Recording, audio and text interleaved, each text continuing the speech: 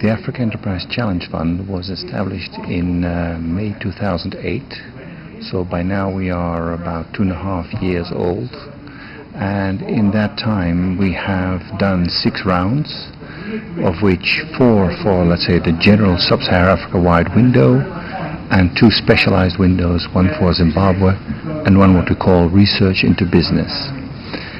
In that time we have committed about $32 million, of which about 14 million have truly been spent so far.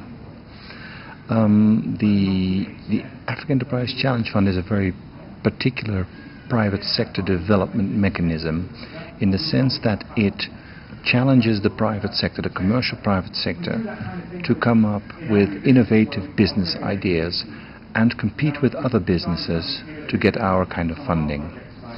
Our funding only goes as far as 50% of the total investment. The rest is the private sector is supposed to mobilize themselves. And what we have on offer is basically a grant, or what we call a repayable grant. That means a loan at no interest.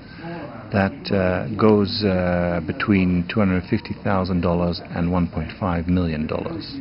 And that already shows that what we are aiming for truly are medium to large scale businesses that can handle that kind of money, that can put up the other 50%, and that actually have the financial and technical capacity to implement these projects themselves. What we have achieved so far is, indeed, I talked about the disbursements so far.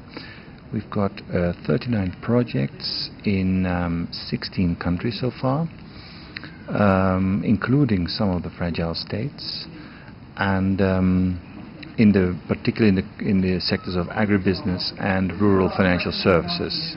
And what we are doing today here is the launch of a third sector, if you will, which is renewable energy and adaptation to climate change technologies.